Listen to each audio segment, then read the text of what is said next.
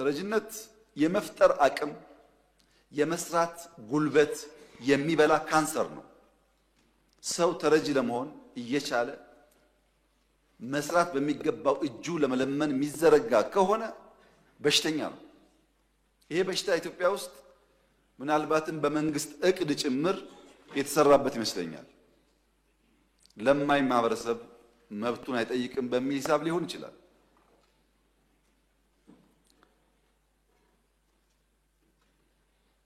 ለምሳሌ በቅርብ ከአንዳንድ የፖለቲካ ሰዎች ጋር ስንወያይ የመጣው ልማት ጥሩ ነው፣ ነገር ግን ሰላም ቢኖር ኖሮ ከዚያ የዘለለ ልማት ሊመጣ ይችል ነበር የሚል ጉዳይ አነሱ። ሰላም አስፈላጊ መሆኑ እንደተጠበቀ ሆኖ መልሴ የነበረው ትግራይ ባለፉት 30 ዓመታት በንጽጽር ከኢትዮጵያ የተሻለ ሰላም አላት። በኢህአደግ ዘመን የተሻለ ሰላም ያለው ክልል የትግራይ ክልል ነው።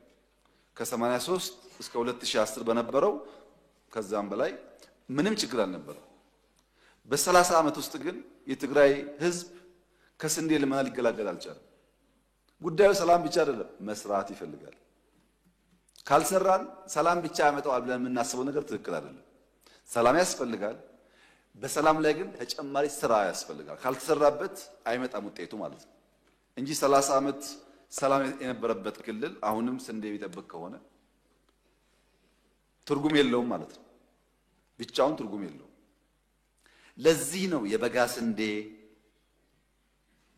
ኮሮና መጥቶ እያለ ኮሮናም ገዳይ ነው፣ ደህንነትም ገዳይ ነው፣ ቁጭ ብለን አንሞትም፣ እናርሳለን፣ መሬት ጦም አይደር ያልነው።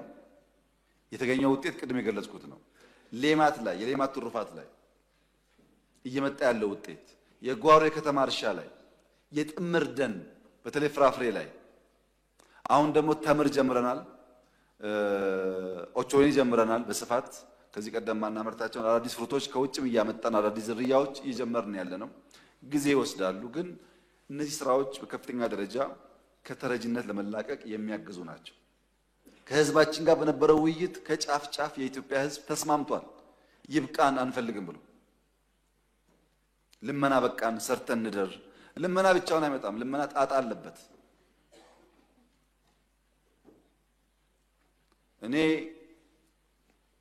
ለዶክተር አለሙ የምረዳው ከሆነ በፍጹም ክቡር ዶክተር አለሙ ልለው አልችልም። ተረጂ ሰው ሽማግሌም ቢሆን አንተ ነው። ሰጪ ታናሽም ቢሆን እርሶ ነው። ተረጅ ሁሌ የተናቀ ነው። ለክብራችን ስንል መገላገል አለብን። ግን ፖለቲካ ላይ ያደርጉታል አንዳንድ ሰዎች ይሄንን ጉዳይ። ተረጅነት ይቅር ስንልም ፖለቲካ ያደርጉታል። ፖለቲካ አይደለም፣ የኢትዮጵያ ክብር ነው። ኢትዮጵያ ልትረዳ አሳፋሪ ነገር ነው።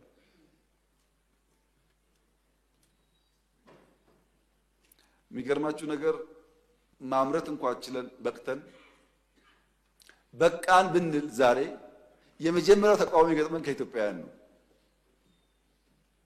መጥፎ ሱስ ስለሆነ ለዚህ ህዝብ አወያይተናል። ስቶሬጅ እየገነባ እንገኛለን። የፈንድ ህግ ወጥቷል ታውቃላችሁ።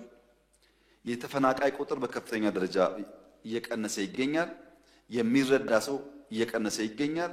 አሁን ባለኝ መረጃ አብዛኛው ክልል ማወጅ ይፈልጋል። ችግር ያለብን በትግራይ ክልል 400 ሶልቶች አካባቢ ተፈናቃዮች ይኖራሉ። እነሱ መመለስ አለባቸው ወደ ቦታቸው።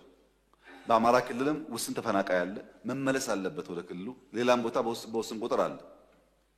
አሁን ተፈናቃይ ቁጥር ማሳደግ ትዝ ይላችሁ ከሆነ በትግራይ ጦርነት 1 ሚሊዮን ሰው አለቀ ብለው የትግራይ አካባቢ ሰዎች ነገሩንና እኛ ዝም አልናቸው። ያን የሚያክል ሰው ሊሞት እንደማይችል ስለምናውቅ። አሁን ደግሞ ራሳቸው ማን የቆጠረው አሉ። ውሸት ነው እኮ አሉ ራሳቸው ናቸው። አሁን ደግሞ ተፈናቃይ ልጅ ማጋነን አለ። ማጋነን ዋጋ የለውም። ያለውን ቁጥር አውቆ ወደ ቦታው መመለስ ግን ጠቃሚ ይሆናል። ይሄ ማለት ኢትዮጵያ በሚቀጥሉት 5-10 ዓመታት ከውጭ እርዳታ መቀበል ታቆማለች ያላችሁ እንደሆነ አታቆምም። ግን እኛም መርዳት የሚፈልጉ ደጋግ ሀገራት፣ ደጋግ ኩባንያዎች፣ ደጋግ ግለሰቦች ኢትዮጵያ ለመረት ቅን ልቦና ያላቸው ግን ስንዴ ከሚያግዙን ትምህርት ቤት ይገነቡልናል፣ ሆስፒታል ይገነቡልናል፣ ከጨከኑ መንገድ ይገነቡልናል። እሱን እንፈልጋለን። እኛ ይቅር ያልነው ስንዴውን ነው እንጂ የሚያግዘን አቅም ካለ ጠቅለን ከችግር እስክንወጣ አያስፈልገንም ማለት አይደለም። ሰዎች ግን የሚገርማችሁ ነገር ለኢትዮጵያ የሚናገሩት እርዳታ ቁጥር ትልቅ ነው።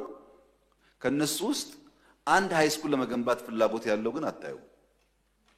ኢትዮጵያ የተከበረው ምክር ቤት መለመኛ ሆናለች። እነዚህ ኃይሎች ዓለም ላይ ወጥተው 40 ሚሊዮን 50 ሚሊዮን ኢትዮጵያ ተርቧል ብለው ከለመኑ በኋላ የሚያግዙት ግን 1-2 ሚሊዮን ነው። መለመኛ ነው የሆነው። ቁጥራችን ከፍ ካልተደረገ አይገኝም። ከፍ አድርጎ ተናግረው ትንሽ ይገኛል። እሱ ከሷ ውስጥ ደግሞ ምን ያክል ነው ይመጣል አላውቅም። መጨከን ይፈልጋል። አብረን ብንጨክን ጥሩ ነው። ብንጨክን ጥሩ ነው። ፖለቲከኞችም የሚዲያ ሰዎችም ብታስቡበት ጥሩ ነው። ይሄ የግል የምናምን የፓርቲ ጉዳይ አይደለም። እንደ ኢትዮጵያ ይበቃናል፣ ደግሞም እንችላለን። ዝርዝር ጉዳዩ ሲጠናቀቅ በጋራ የምናየው ይሆናል።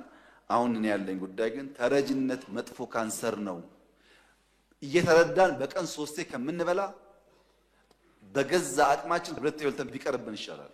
ከነክብራችን ብዙ ጣጣ በውስጡ አለበት። ይሄንን በማስተዋል ማየት መፍታት ከሁላችን ይጠበቃል ብዬ አስባለሁ።